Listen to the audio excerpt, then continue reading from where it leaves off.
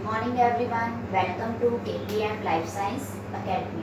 Dear students, last class में हमने water topic discuss किया था। वाटर टॉपिक डिस्कस किया था जिसमें हमने importance of water, properties of drinking water etcetera etcetera discuss किया कि इम्पोर्टेंस क्या है, हमारी लाइफ में वाटर का क्या इम्पोर्टेंट रोल है। सच एज बायोलॉजिकल एक्टिविटीज़, हमारी बॉडी में जितनी भी बायोलॉजिकल एक्टिविटीज़ होती हैं वो वाटर की हेल्प से ही होती हैं। Bowel movement and industrial uses सब वाटर के द्वारा ही होते हैं। वाटर जो होता है सारी एक्टिविटीज़ में अपना इम्पोर्टेंट रोल प्ले करता है। अब हम आज देखते हैं कि harmful effects of contaminated water. Harmful effects of contaminated water. अब हार्मफुल इफेक्ट, यदि पानी गंदा है तो उसके वाटर के क्या इफेक्ट होंगे हमारे ऊपर? Harmful effects. लास्ट क्लास तक हमने बेनिफिशियल इफेक्ट पढ़े थे कि बेनिफिट्स क्या क्या हो रहे थे, कि वाटर क्या क्या हमारी बॉडी के लिए क्यों ज़रूरी है। आज हम harmful effects of contaminated water.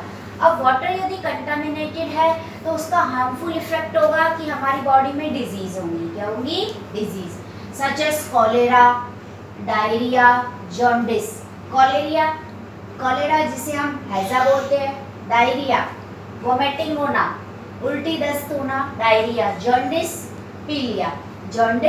पीलिया, ये सब कंटामिनेटेड वाटर के कारण होते हैं।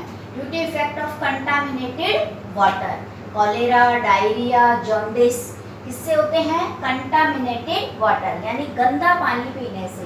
इसलिए जब भी हमें ये डिजीज हो जाती है तो डॉक्टर हमें एडवाइस करता है कि पानी को बॉईल करके पिएं, क्योंकि उसमें प्रेजेंट जो हार्मफुल इफेक्ट्स होते हैं वो क्या हो जाएं? समाप्त हो जाएं।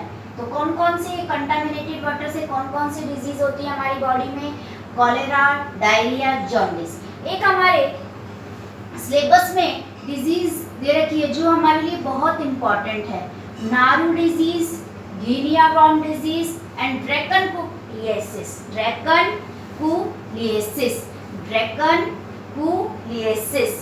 नारू डिजीज भी बोल सकते हैं, गिनिया वॉर्म डिजीज भी बोल सकते हैं, ड्रैकनकुलिएसिस। अब ये डिजीज है क्या? ये हमारे लिए बहुत इंपॉर्टेंट है शॉर्ट नोट्स के रूप में भी, कि राइट है शॉर्ट नोट्स। नारू डिजीज तो ड्रैकनकुलस किसके कारण होती है? ड्रैकनकुलस मेडिनेंसिस के कारण। किसके कारण होती है? ड्रैकनकुलस मेडिनेंसिस या गिनिया वॉर्म के कारण। ये क्या होता है? एक निमेटोड होता है। ये क्या होता है? एक निमेटोड होता है। लास्ट ईयर 9th क्लास में हमने नॉन कॉर्डेट्स पढ़े थे, प्रोटोजोआ, पॉलीफेरा, सिलेंट्रेटा, निमेटा, एस्केहेलमिंथीज, प्लेटेहेलमिंथीज। तो ये किस फैमिली का है? ये किस संघ का है? किस फाइलम का है? निमेटोड। पूछा जाए हमें कि ड्रैकनकुलस मेडिनेंसिस का फाइलम कौन सा है? निमेटोड। ये क्या करता है? वाटर की आउटसाइड लेयर पर अंडे दे देता है। क्या कर देता है? अंडे दे देता है। अब वो एग्स जो होते हैं ह्यूमन के जब कांटेक्ट में आते हैं, तो कौन सी डिजीज हो जाती है? ड्रैकनकुलिएसिस। कौन सी डिजीज हो जाती है? ड्रैकनकुलिएसिस। देखिए, ड्रैकनकुलिएसिस मेडिनेंसिस के कारण, किसके कारण होती है? ड्रैकनकुलिएसिस मेडिनेंसिस, गिनिया वॉर्म। ये क्या है? एक निमेटोड होता है। क्या है ये निमेटोड है, which lays its egg in water outside the human body using the contaminated water causes ड्रैकनकुलिएसिस diseases। तो ड्रैकनकुलिएसिस डिजीज किसके कारण होती है?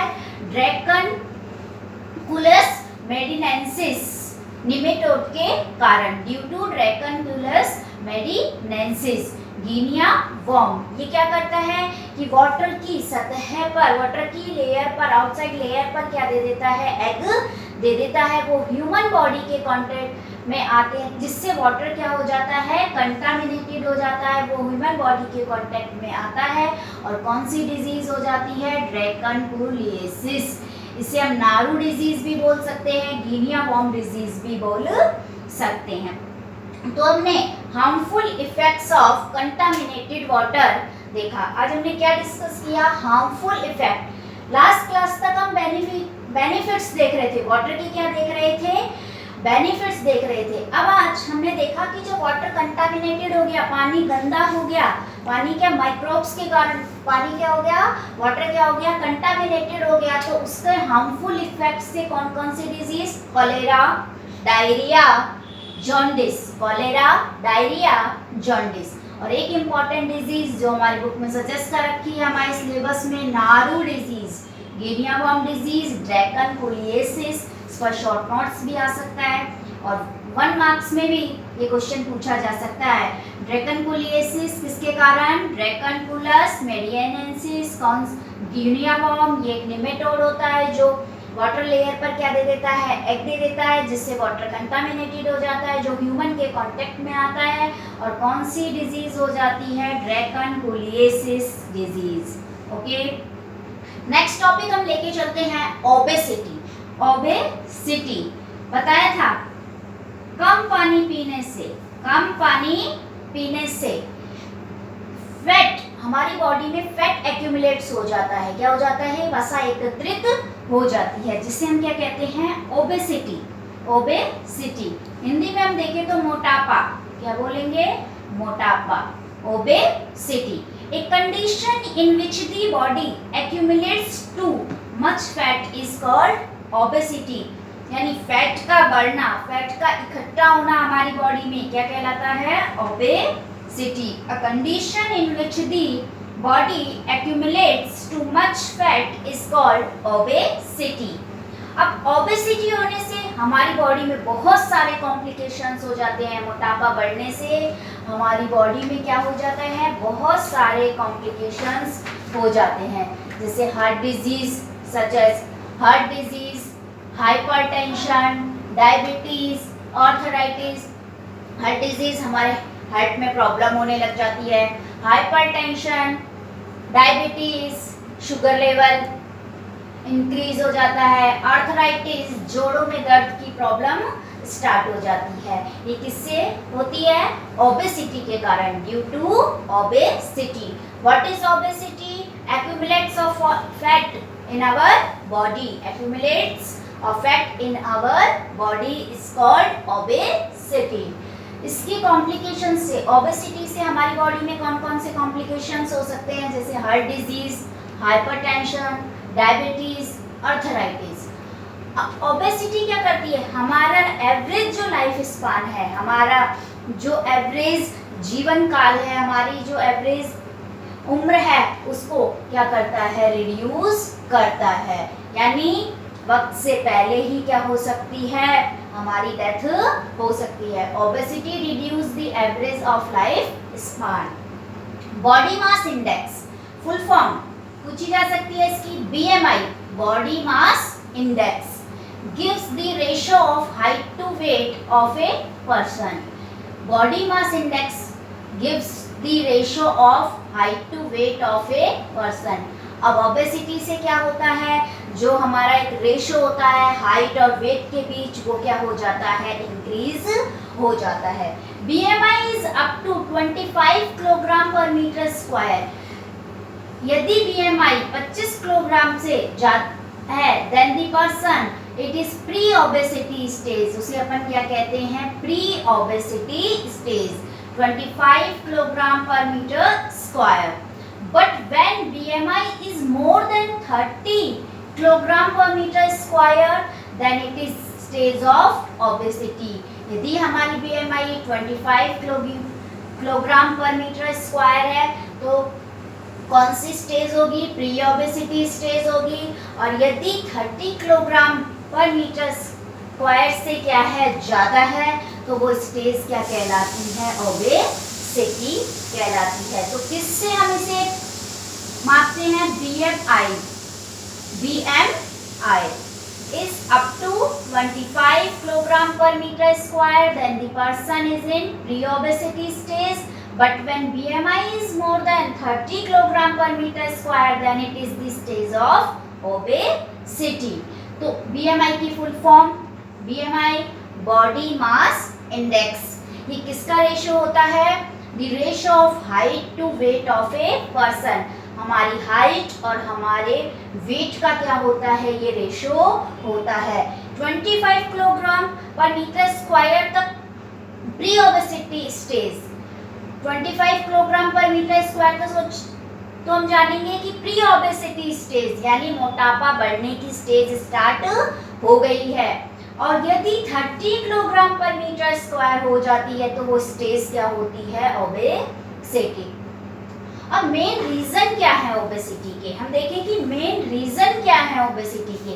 Imbalance between use of energy and consumption of energy cause obesity, यानी कितनी एनर्जी को हम यूज ले रहे हैं, कितनी को कंज्यूम कर रहे हैं, उसका यदि बैलेंस नहीं है, उसका यदि बैलेंस नहीं है तो ओबेसिटी, तो cause is obesity. Consuming fat rich food, हम फैट रिच फूड लेते हैं ज़्यादा, जंक फूड लेते हैं, वो भी किसका मेन रीजन होता है? ओबेसिटी का। किसका? फैट रिच फूड, जैसे कार्बोहाइड्रेट हम बहुत ज़्यादा लें, carbohydrate. Junk food, junk food हम बहुत ज़्यादा ले तो क्या इसका रीजन होता है? ओबेसिटी का। लैक ऑफ एक्सरसाइज, खाते जा रहे हैं खाते जा रहे हैं, एक्सरसाइज ना करें, एक्सरसाइज ना करें तो क्या होगी? ओबेसिटी। क्या होगी? Obesity. Hypothyroidism, hypothyroidism, thyroxine hormone के बढ़ने से भी ओबेसिटी होती है। थायरॉक्सिन हार्मोन के कारण increase thyroid hormone is called hypo, increase thyroid hormone, increase thyroid hormone is called hypothyroidism. Sedentary lifestyle, sedentary lifestyle, often sitting and lay down, often अक्सर हम क्या करते हैं? बैठे रहते हैं, लेटे रहते हैं। तो हमारी जो लाइफ स्टाइल है सेडेंट्री, सेडेंट्री मीन्स बैठे रहना, सिटिंग, ले डाउन, ये बैठे बैठे इंडोर गेम्स खेलना, ये सब किसके मेन रीजन है? ओबेसिटी के। किसके मेन रीजन है? ओबेसिटी के। तो शॉर्ट नोट्स ओबेसिटी पे पूछा जा सकता है क्वेश्चन। तो आज दो क्वेश्चन जो है इम्पोर्टेंट हमारे लिए तैयार हुए हैं, जिससे short notes of obesity and naru disease, dracunculiasis disease. तो दो क्वेश्चन जो है बहुत इम्पोर्टेंट है हमारे लिए। तो ओबेसिटी देखें क्या होते हैं कि हमारी बॉडी में फैट क्या हो जाता है? एक्यूमुलेट। क्या हो जाता है? एक्यूमुलेट। क्या हो जाएगा? एक्यूमुलेट। अब ओबेसिटी को दूर करने के लिए, ओबेसिटी को, मोटापा को कम करने के लिए हम क्या कर सकते हैं? फैट रिच फूड को हमारे फूड में क्या करें? फैट रिच फूड की कमी करें, जंक फूड ना लें, जंक फूड ना लें, और सेडेंट्री लाइफस्टाइल जो है हमारी उसे खत्म करें। और लैक ऑफ एक्सरसाइज जो इसका कारण है, हमें क्या करनी चाहिए? एक्सरसाइज करनी चाहिए। लेटे लेटे, बैठे बैठे सारा काम आजकल हम करते रहते हैं, तो ये से क्या बोलते हैं? Sedentary lifestyle. ओके, तो इन सबको अपने इंडोर गेम्स के अलावा में कौन सी गेम? आउटडोर गेम्स खेलने चाहिए। Outdoor games such as cricket, badminton, ये हमें खेलने चाहिए। जिस एक्सरसाइज करनी चाहिए, योगा करना चाहिए, और फैट रिच फूड नहीं लेने चाहिए, जंक फूड नहीं लेने चाहिए। ओके, ये है main reason of obesity, main reason of obesity. अब आज हमने देखा ओबेसिटी से कौन कौन सी डिजीज होती है? Heart disease, hypertension, diabetes, arthritis. Obesity reduce the average of lifespan. BMI give the ratio of height to weight of a person. यदि BMI 25 kilogram per metre square है तो pre obesity stage, 30 kilogram per metre square तो stage of obesity. Main reasons of obesity: imbalance between the use of energy and consumption of energy, consuming fat-rich food, junk food, lack of exercise, hypothyroidism, sedentary lifestyle. तो ये था obesity के बारे में। तो आज हमने इम्पोर्टेंट 2 टॉपिक्स डिस्कस किए, obesity and harmful effect of contaminated water. Harmful effect of contaminated water में harmful effect of contaminated water से कौन कौन सी? Cholera, diarrhoea, jaundice, naru disease, guinea worm disease and dracunculiasis. Dracunculiasis किसके कारण होती है? ड्रैकनकुलस मेडिनेंसिस, गिनिया वॉर्म, जो क्या है? एक निमेटोड है। क्या है? एक निमेटोड है। Thank you everyone.